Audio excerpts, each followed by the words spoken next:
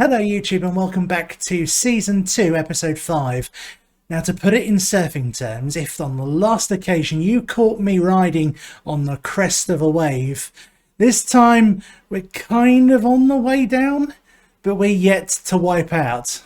As you can tell, I've never been surfing or have any knowledge of surfing whatsoever, so that's probably entirely factually incorrect, but I hope you get what I mean.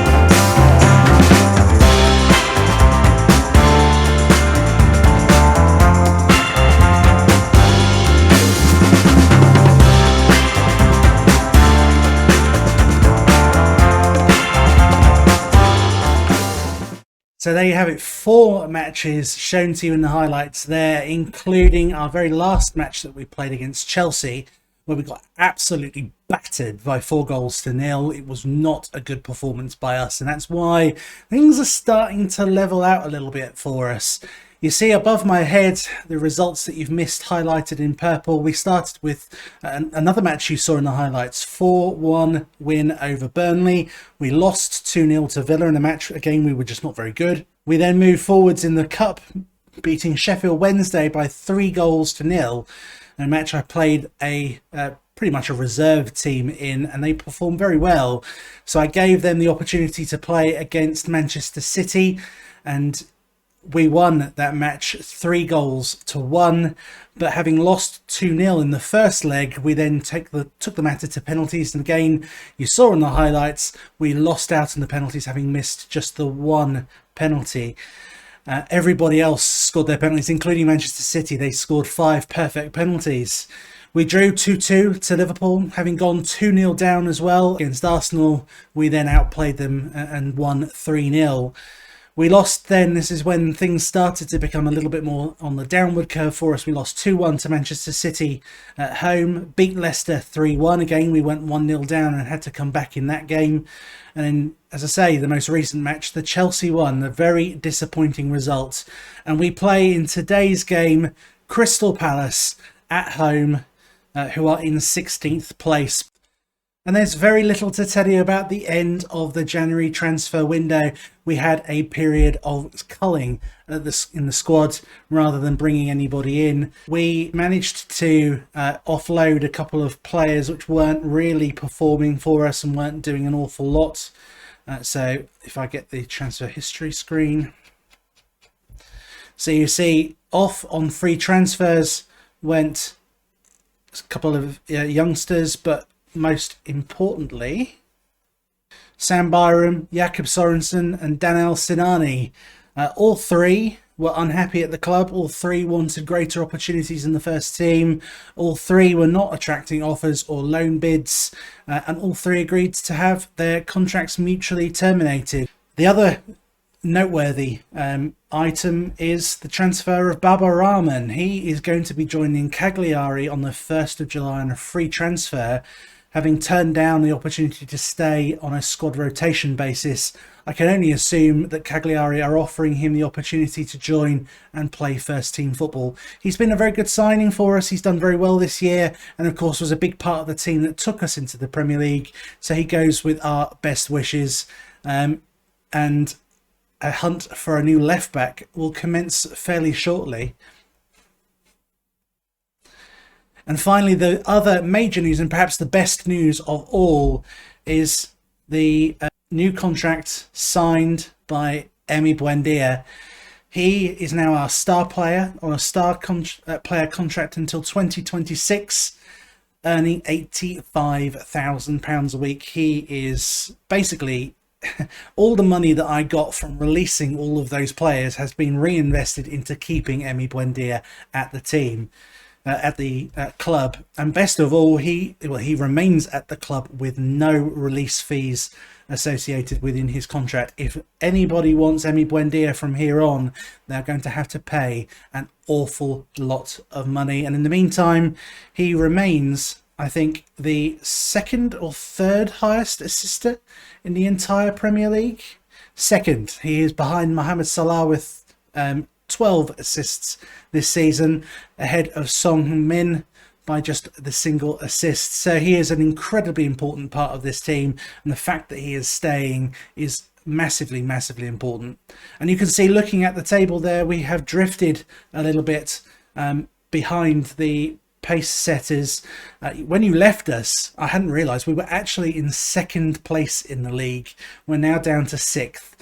That is far from disappointing. For a promoted team to be in sixth, that is an absolutely outrageous position. So this is the team I think we're going to be playing against Crystal Palace. We have in goal Tim Ronning, who has been superb. I can't speak highly enough of him. In fact, we're going to make one change, actually, while I think of it. Right, so in the back four, Max Aaron's on the right, Zimmerman on the right of centre, Quiros on the left of centre, and Rahman on the left. Skip and Onyeka in the central of midfield, and Castrati on the right, Guri on the left, with Buendia in the middle, and Timu Puki up front. At the minute, he is still the striker in hot form. So we've completed the team talks, and you can see that we have done very well to inspire and motivate a number of the players and motivate the rest. We're going to go straight into the game, where let's hope we can pick up a positive result and bring home all 3 points. Certainly no reason why we shouldn't.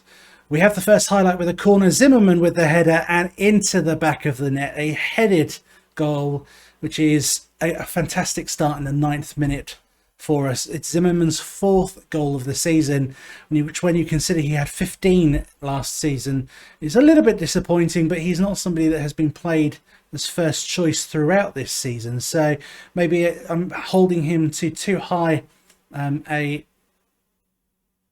standard, really. Baba Rahman now coming forwards with every opportunity. Just pandemonium in that penalty box there. Did you see all of that? Baba Rahman had one chance, then Gori with a back heel, then Emi Buendia, then Timu Puki.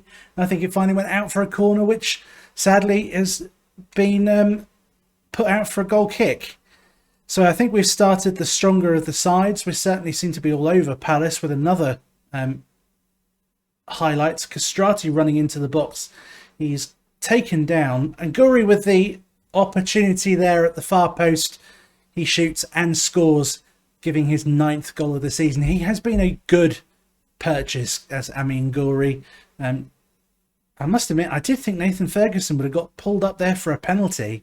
Surprised he didn't, but I'm glad the referee either allowed it to continue or there was no penalty, because our second goal has come as a direct result. So things are going well. I'm going to praise, because I think you always should praise when things are going well. Skip to Baba Rahman, to Emi Buendia, to Onyeka, to Aarons, to Castrati with a cheeky little backflip into Pukki's path. Did you see that? I mean, look at this. This is just absolute filth. Aarons to Castrati with that little flick through his legs. And Pukki is there to tuck the ball away. Oh my goodness. That, my friends, is footballing heaven. If that's not the goal of the season, I will be very disappointed. Filth. So Guri now with the ball running down the wing. He allows a pass to Baba Rahman, who crosses it. And now we're building up through the centre with Aarons now shooting and scoring, making it 4-0 to Norwich in the 43rd minute of the match. This is a wonderful, wonderful performance so far. We are just tearing Crystal Palace limb from limb. They just don't know what to do with us. So we are going to outstretch the arms, and I'm telling them I'm delighted with the performance. It seems as if complacency is going to be our problem in the second half, so we'll have to try and prevent that from allowing Crystal Palace back into this fixture. So Baba Rahman now collects the ball and passes it to Ronning. Ronning now enables an attack to begin, and the ball eventually comes to Emi Buendia, who passes it to Pukki. And Pukki with an uncharacteristic fluffing of his lines there. He should have really hit the back of the net. I mean, what's interesting in this match is that we have an XG of 1.77, now 1.83, and we've just scored our 5th goal of the match with a Castrati header. Even more impressive considering the fact that Castrati, I think, is like, 5'9" actually, so he's bigger than I thought he was. I thought he was around 5'2", but that shows you how wrong I am. So Aarons to Castrati again. He sprints and darts forward into the box. His cross, however, is cut out by Fred. I wonder if that's the Fred.